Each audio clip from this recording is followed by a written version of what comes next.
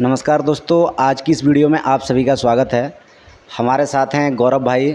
और गौरव भाई अभी रेलवे में कार्यरत हैं, रेलवे में जॉब कर रहे हैं एनटीपीसी के तहत, जो 2019 में भर्ती आई थी उसके तहत। तो गौरव भाई हमें अपने बारे में कुछ बताइए। नमस्ते गौरव भाई। मेरा नाम गौरव सिंह चंदेल है। मैं अभी गुड्स ट्रेन मैनेजर के पद पे टुल्ला में कार्यरत हूँ। अगर आप भी रेलवे की तैयारी कर रहे हैं तो इन 3 किताबों को पढ़ सकते हैं, ये आपके एग्ज़ाम के लिए कारगर साबित हो सकती हैं। तो गौरव भाई हमें ये बताइए, आप कहाँ के रहने वाले हैं या मूल स्थान कहाँ का है, कहाँ से बिलोंग करते हैं?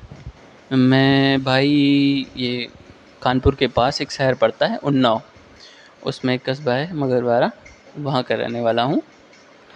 गौरव भाई अपने हमें एकेडमिक के बारे में बताइए, आपने मतलब पढ़ाई लिखाई में क्या कर रखा है? भाई मैंने जनरल बीएससी की है पीसीएम से, और मैंने हाई स्कूल इंटर किया था एसवीएम इंटर कॉलेज उन्नाव, अपने गृह जनपद का एक स्कूल है उससे, और ग्रेजुएशन किया था हरिवंश राय बच्चन से, एक कॉलेज पड़ता है। तो हमें गौरव भाई एक चीज़ बताइए कि जैसे आपने इसकी रेलवे के लिए तैयारी कब स्टार्ट की थी, और मतलब आपकी तैयारी का माध्यम क्या था? मतलब आपने ऑनलाइन तैयारी करना शुरू किया था या फिर आपने ऑफलाइन तैयारी की थी? भाई मैंने शुरू में तो ऑफलाइन ही कोचिंग ली थी, और पर्टिकुलर रेलवे को लेकर तो नहीं करी थी। मैं पहले एसएससी की तैयारी कर रहा था, और साथ में इसका भी फॉर्म आया तो मैंने इसका भी डाला और सिलेक्शन हो गया। जैसे गौरव भाई अभी आरआरबी एनटीपीसी के फॉर्म चल रहे हैं, हमें पता है। और संभवतः आप कितना समय मानते हैं कि एग्ज़ाम लगभग कितने दिनों में हो सकता है? एग्ज़ाम कितने दिनों में हो सकता है? तो भाई मेरे हिसाब से तो फॉर्म फिलिंग की लास्ट डेट से आपको नहीं कुछ कम तो 100 डेज़ तो आराम से मिल जाने चाहिए। 3 महीने लगभग आपको मिल जाने चाहिए, 3 से 4 महीने। उसके बाद ही शायद आपका टायर 1 हो। तो गौरव भाई हमें एक चीज़ बताइए कि जैसे 100 दिन में जो आप बता रहे हैं कि लगभग अप्रोक्सीमेटली हमें 100 दिन, कुछ कम ज़्यादा भी मिल सकते हैं, क्या इन 100 दिनों में रेलवे एनटीपीसी क्रैक किया जा सकता है?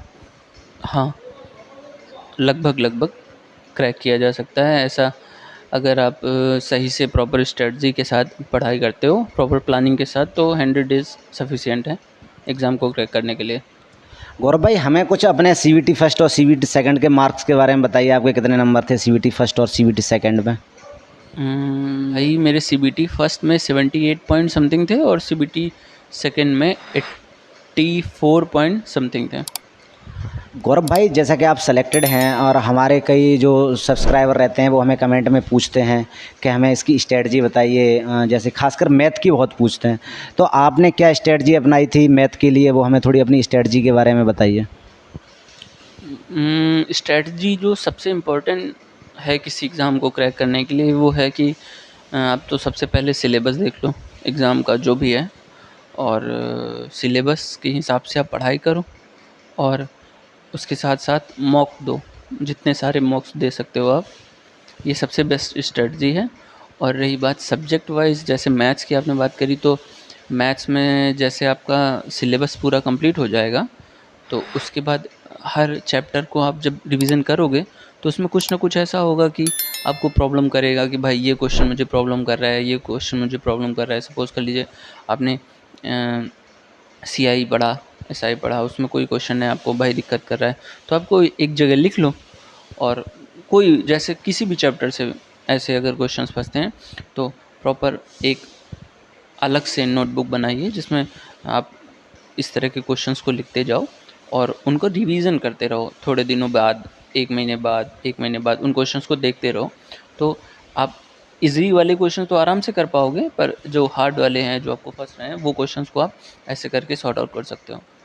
अच्छा गौरव भाई हमें एक चीज़ बताइए, जैसे आपने सिलेबस की बात की थी, तो कोई सिलेबस कंप्लीट करने के लिए कुछ टीचर हों जिन्हें आप सजेस्ट करना चाहें कि इनके आप इन टीचर से आप मैथ पढ़ सकते हैं? ऑफलाइन में तो आपके लोकल एरिया में कुछ टीचर्स होंगे जिनको आप जानते होंगे। ऑनलाइन में तो जैसे मैंने एसएससी की तैयारी कर रहा था मैं, तो मैंने अभिनव अभिनय सर हैं, उनसे पढ़ा था। और शुरू में कुछ टीचर, अभिनय सर बहुत अच्छा मैथ्स पढ़ाते हैं, उनकी ट्रिक्स बहुत अच्छी हैं। और जैसे तो जैसे राकेश यादव सर के वीडियोस से बिगनर्स के लिए मेरे हिसाब से राकेश यादव सर बहुत अच्छे हैं।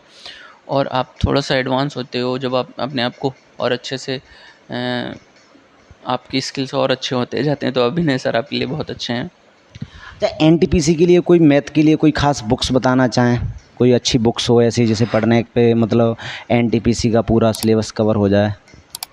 मैथ्स के लिए पर्टिकुलर कोई ख़ास बुक तो ऐसे मैं नहीं सजेस्ट करूँगा, पर जैसे प्रैक्टिस के लिए सबसे बढ़िया है आप किरण पब्लिकेशन की वो एक बुक आती है जिसमें प्रीवियस ईयर के सारे चैप्टर वाइज क्वेश्चन दिए रहते हैं। और सेकेंड पेपर के लिए आप सबसे बढ़िया बुक अगर लेना चाहते हो तो लूसेंट की एक बुक आती है पतली सी, मैथ्स एडवांस मैथ्स के लिए, वो आप पढ़ो, उसके कॉन्सेप्ट्स पढ़ो, बहुत अच्छी बुक है वो। और जैसे और मैथ्स को अगर अच्छा करना है तो आप प्रीवियस ईयर क्वेश्चन पेपर लगाओ, उसमें से वो क्वेश्चन छाँट के लिखो जो आपको नहीं आ रहे हैं, एक जगह लिख लो, एक बार रिवीजन कर लोगे उनका तो वो आप मजबूत हो जाओगे। जनरल कॉन्सेप्ट आपको पता है, जो थोड़ा स्टैंडर्ड फॉर्मेशन जो आपको उन क्वेश्चन से मिल गया वो आपको आ जाएगा, आपका मैथ सॉलिड हो जाएगा इतने से। गौरव भाई, हमें जैसे मैथ की आपने बता दिया, अब मैथ के बाद यदि हम रीजनिंग की बात करें, रीजनिंग भी बहुत महत्वपूर्ण सब्जेक्ट है एनटीपीसी के लिए, तो हमें रीजनिंग के बारे में बताइए कि रीजनिंग क्या मतलब सिलेबस यदि हम कंप्लीट करना चाहें तो कोई खास टीचर हों जो आप जानते हों जिन्हें जो हेल्पफुल रहें एनटीपीसी के लिए। रीजनिंग में मैंने एक टीचर्स थे, उनका नाम था, नाम मुझे तो ध्यान नहीं, लेकिन वाईफाई स्टडी चैनल आता है उस पे थे वो सर। हाँ, और रही बात रीज़निंग के लिए, मैं एक चीज़ बताऊंगा कि जैसे रीज़निंग के लिए सबसे बेस्ट चीज़ है कि आप देखते होगे कि जनरल क्वेश्चन जो हैं जैसे 5 से के क्वेश्चन हैं ये आपसे हो जाते हैं, और कुछ क्वेश्चंस ऐसे होंगे कि ये बराबर ये तो ये बराबर ये, इस तरह के क्वेश्चन जो इजी वाले होते हैं वो सबसे हो जाते हैं। अच्छा, लोग फंसते कहाँ पे हैं, जैसे पजल में फंस गए, नंबर सीरीज़ में फंस गए। और नंबर सीरीज़ में कुछ कुछ क्वेश्चंस ऐसे होते हैं कि उनमें एकदम अलग कॉन्सेप्ट ही लगता है। तो इस तरह के बहुत ज़्यादा होंगे क्वेश्चन, तो 50 क्वेश्चन होंगे। आप एक A4 साइज़ का पेपर लीजिए, उसमें उन प्रीवियस ईयर क्वेश्चन पेपर से उठाकर उन सारे क्वेश्चंस को लिख लीजिए एक जगह पर, और इसको आप ऐसा सोच के करिए कि आपको 15 मिनट रोज़ देना है इस तरह के क्वेश्चंस को लिखने के लिए, और बहुत ज़्यादा आपके पास 3-4 पेज A4 साइज़ वाले तैयार हो जाएंगे। उन क्वेश्चंस को आपको एग्ज़ाम होने से कुछ दिन पहले ज़रूर से ज़रूर देखना है, उनके कॉन्सेप्ट को ध्यान रखना है कि ऐसे नहीं, ऐसे नहीं, ऐसे। आप एक बार ऐसा करके देखो, आपके जो फँस रहे हैं क्वेश्चन रीज़निंग में वो एकदम सॉर्ट आउट हो जाएँगे, अच्छे से आपका पेपर निकलेगा रीज़निंग के उस पर। अब कोई बुक्स वगैरह हो रीजनिंग के लिए जो आपने पढ़ी हो। रीज़निंग के लिए मेरे पास एक बुक थी, उनकी राकेश यादव पब्लिकेशन की एक बुक आती है रीज़निंग की, वो अच्छी बुक है, उसको आप ले सकते हो।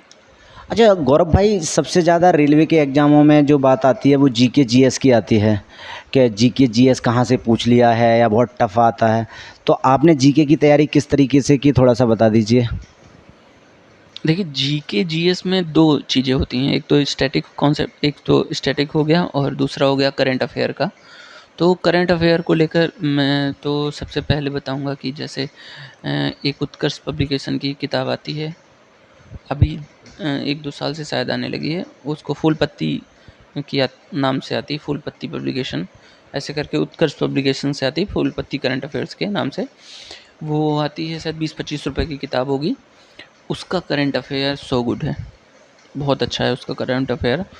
स्टैटिक के बारे में बताइए, जैसे हिस्ट्री है या पॉलिटी है, ज्योग्राफी है, और ख़ासकर स्टैटिक जीके जो वैसे जैसे मंदिर मोनूमेंट वगैरह और पूछे जाते हैं, नृत्य पूछे जाते हैं, इनके लिए तैयारी कहाँ से की जाए। हाँ, देखिए स्टैटिक में एक तो ये वाला कॉन्सेप्ट हो गया जो विविध वाला आता है, जिसमें फिक्स होता है कि हमको नृत्य पूछना है, ये कहाँ पे हुआ, इस तरह के जनजाति कहाँ रहती हैं, तो ये सब तो आपको जनरल लूसेंट से मिल जाएगा, या आप गूगल सर्च करोगे तो उससे मिल जाएगा। तो आप इन सब चीज़ों को प्रिंट आउट करके निकलवा के रख लो, इनको आप रिविज़न करते रहो। और रही बात स्टैटिक जीके जैसे हिस्ट्री, ज्योग्राफी, पॉलिटी, तो आपको जो जैसे कभी-कभी देखा होगा, अगर आपने पढ़ाई करी है पहले से तो आपको कुछ बहुत तो पता होगा, या आप एक काम करो, मैराथन क्लास ले लो यूट्यूब पर, एक किसी भी एक सब्जेक्ट की, जैसे मान लीजिए आपने हिस्ट्री के ले ली, तो आप ऐसा करो, मैराथन क्लास 10 घंटे की है, तो आप आधा आधा घंटा रोज करके आप एक सब्जेक्ट कवर कर लो। फिर ज्योग्राफी उठाया तो ज्योग्राफी कवर कर लिया, ऐसे करके पढ़ो। और इस तरह के एग्ज़ाम्स के लिए, जैसे आरआरबी का एग्ज़ाम है और एसएससी का एग्ज़ाम है, इस तरह के एग्ज़ाम के लिए जो स्टैटिक जीके है, उसमें मेरे हिसाब से लूसेंट एक अच्छी किताब है। आप लूसेंट से पढ़ाई करिए। अगर लूसेंट्स की तरह ही कोई आपको दूसरी किताब दिखती है तो आप उससे पढ़ लीजिए। अब मैं कह दूं कि स्पेक्ट्रम पढ़ लो हिस्ट्री के लिए, मैं कह दूं ज्योग्राफी के लिए मुकेश बरनवाल पढ़ लो, पॉलिटी के लिए लक्ष्मीकांत पढ़ लो, तो वो टाइम टेकिंग होगा भाई, वो मोटी किताबें हैं और वो जितना उसमें आपको मिलेगा वो आपके लिए एक्सेस है।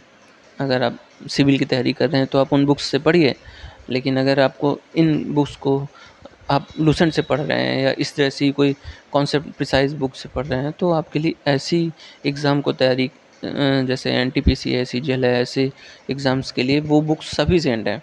आपको टाइम भी तो मैनेज करना है ना अपना, आपको पूरा टाइम जीएस पे ही तो नहीं दे देना। चीज़ और मैं ये कहूँगा कि जैसे आपने पूछा था करंट के लिए, तो करंट के लिए मैं एक चीज़ बताना भूल गया कि एक किताब आती है, दृष्टि की किताब आती है, आँख वाली दृष्टि, वो अब इस टाइम मिल जाएगी। जैसे अभी पीसीएस का एग्ज़ाम होने वाला है या आरओ का एग्ज़ाम होने वाला है, तो और सिविल कोई भी एग्ज़ाम जो जैसे प्री होता है ना, उससे पहले वो एक किताब आती है ईयरली, दृष्टि की, घटना चक्र की, उसमें आँख बनी होती है। दृष्टि आँख वाली बुक्स स्टोर पे आपको मिलेगी इस नाम से, उसको आप ले लीजिए। वो इतनी अच्छी किताब है, इतनी अच्छी किताब है कि उससे करंट, अगर आप फुल पत्ती वाली क्लास किताब पढ़ रहे हैं और उसको और वो आँख वाली किताब से रिवीजन कर लिया, तो आपका करंट उससे अलग से कहीं से नहीं आएगा। 1-2 आएँगे वो कोई नहीं कर पाएगा, और बाकी सब इस किताबों से मिल जाएगा। जैसे गौरव भाई आपने समय की बात की थी, तो जैसा कि बताते हैं, कुछ लोग बताते हैं कि जो रेलवे के एग्ज़ाम्स होते हैं उनमें समय की बहुत इंपॉर्टेंस रहती है, क्योंकि हमें 90 मिनट मिलते हैं और कभी सीवीटी फर्स्ट में 100 क्वेश्चन मिलते हैं और सीवीटी सेकंड में 120 क्वेश्चन मिलते हैं। तो थोड़ा सा टाइम मैनेजमेंट के बारे में बताइए कि किस तरीके से ये टाइम मैनेजमेंट बनाया जा सके। टाइम मैनेजमेंट सबसे इम्पोर्टेंट चीज़ है, किसी भी एग्ज़ाम को क्रैक करने के लिए टाइम मैनेजमेंट सबसे इम्पोर्टेंट चीज़ है। और टाइम मैनेजमेंट आप तभी सही कर पाओगे जब आप लगातार उस एम्बियंस में बैठकर प्रैक्टिस कर रहे होगे। तो इसके लिए सबसे बेस्ट चीज़ है, मॉक्स ले लीजिए ऑनलाइन ख़ास तौर पर, और जनरली बचिए कोचिंग में जाइए, मॉक्स दीजिए। पर अगर आप देख रहे हैं सारे एग्ज़ाम आजकल ऑनलाइन ही हो रहे हैं, तो आप टेक्स्ट बुक से या ओल्यू से या ऐसे बहुत सारे प्लेटफॉर्म हैं जिनसे आप टेस्ट सीरीज़ खरीद सकते हैं, मॉक टेस्ट खरीद सकते हैं। उनमें जाइए, उनसे परचेज़ कर लीजिए और एकदम सेम कंडीशन का एम्बियंस बनाकर एग्ज़ाम्स को दीजिए। और एटलीस्ट आप जैसे आपका एग्ज़ाम है तो उससे एटलीस्ट आप 30 दिन से 45 दिन पहले लगातार आप देना चालू करें। 15-20 दिन में आपको प्रॉब्लम होगी, लेकिन उसके बाद जब आप मैनेजमेंट करना और पैटर्न को देखकर माइक्रो मैनेजमेंट करना सीख जाएंगे, तो ये टाइम जो मैनेज करने वाली प्रॉब्लम आती है ये आपकी सॉर्ट आउट हो जाएगी। आपने मॉक्स की बात की, तो कोई जैसे मॉक टेस्ट देने का कोई ख़ास तरीका हो जो आप बताना चाहें, यानी आपने किस तरीके से मॉक्स दिए थे, या रहता है ना कुछ लोगों का कि इस तरीके से मॉक्स देने चाहिए या इस तरीके से देने चाहिए, तो कोई ख़ास तरीका हो तो बताएं। जैसे ख़ास तरीके में सबसे इम्पोर्टेंट चीज़ है कि आप देखोगे कि पहले आपको कौन सा सब्जेक्ट करना। मेरे हिसाब से जो मैं ख़ास तरीका मैंने चूज़ किया था कि जैसे मैं सोचता था कि पहले कौन सा सब्जेक्ट ख़त्म किया जाए। जो सबसे इम्पोर्टेंट चीज़ होनी भी चाहिए आपको भी, आप कभी-कभी ऐसा देखते होंगे कि रीज़निंग में आप किसी क्वेश्चन में बहुत सारा टाइम दे देते हैं। तो इस तरह की चीज़ों को आपको बचना चाहिए। मैथ्स को लेकर और रीज़निंग को लेकर ख़ास तौर पे ये 2 चीज़ें आती हैं कि आप एक क्वेश्चन को ज़्यादा टाइम दे देते हो। आप ध्यान रखो कि अगर 120 क्वेश्चन सीबीटी 2 में आ रहे हैं और 100 क्वेश्चन सीबीटी 1 में आ रहे हैं, तो आपको 100 में 100 नहीं करने, और सीबीटी 2 में 120 आ रहे हैं तो 120 में से 120 नहीं करने। ना कोई सब लोग करते हैं। आपको ये पक्का रखना है कि 10 क्वेश्चन 5 क्वेश्चन आपको छोड़ने ही हैं। तो उन क्वेश्चंस को पहले से आप जब प्रैक्टिस करोगे तो समझ जाओगे कि मुझे इस तरह के क्वेश्चन जो ज़्यादा टाइम टेकिंग है उनको छोड़ना है। अगर आ रहे हैं तो तुरंत किए, नहीं टाइम नहीं आ रहे हैं तो छोड़िए, आगे बढ़िए। और एक चीज़ और, जब मॉक देना तो इस चीज़ को भी नोटिस करें कि सब्जेक्ट वाइज़ कैसे दें कि जैसे मेरा पेपर आएगा तो मैं पहले जीएस का पोर्शन करूँगा कि रीज़निंग का करूँगा कि मैथ्स का करूँगा। जैसे मैं पहले मैथ्स को करता था, मुझे पता था कि मैथ्स में जितने क्वेश्चन आ रहे हैं अगर मुझे आएँगे आप ऐसे कर सकते हो। लेकिन अब जैसे एनटीपीसी की बात होती है तो एनटीपीसी में तो सारे मिक्स आते हैं, तो अब क्या करें? अब ऐसे समय में आप जब मॉक देते रहोगे तो आपको समझ में फिर से आएगा कि भाई मुझे अगर मैथ्स का मिल रहा है तो मुझे करना है कि नहीं करना, रीज़निंग का करना है कि नहीं करना। आप इस तरह की चीज़ों को भी अपने मॉक्स में अपने आदत में लाओ, ज़्यादा बेहतर होगा। जैसा कि गौरव भाई आजकल लेवल 6 और लेवल 5 जो ग्रेजुएशन की पोस्टें आई हैं उनमें थोड़ा पोस्ट प्रेफरेंस में भी लोग पूछते हैं कि क्या प्रेफरेंस रखी जाए। तो क्या इनकी प्रेफरेंस के बारे में आप कुछ बताना चाहेंगे, क्योंकि आप अभी कार्यरत हैं रेलवे में तो आपको पता है कि कौन सी पोस्ट किस तरीके से है और क्या है। तो आप ट्रेन मैनेजर की पोस्ट को किस तरीके से देखते हैं? क्योंकि कुछ मैंने 1-2 यूट्यूब चैनलों पर देखा है कि वो ट्रेन मैनेजर की पोस्ट को बहुत डमी करके बता रहे हैं कि ये बहुत सबसे लास्ट में भरें। ऐसा कुछ है क्या गुड्स ट्रेन मैनेजर की पोस्ट में? गुड्स ट्रेन मैनेजर की पोस्ट पे ऐसा थोड़ा सा तो है कि मान लीजिए आपको फिजिकली वर्क करना पड़ेगा, मतलब दौड़ भाग कुछ नहीं है, पर हाँ अनशेड्यूल्डनेस है थोड़ा सा कि आपको रात में भी गाड़ी लेकर जाना पड़ सकता है, किसी भी टाइम पे लेकर जाना पड़ सकता है। पर और ओवरऑल बहुत अच्छी है, ऐसा कुछ नहीं है कि बहुत ही ज़्यादा आप इसको नेगलेक्ट करें या कुछ दूसरी नज़रिए से देखें।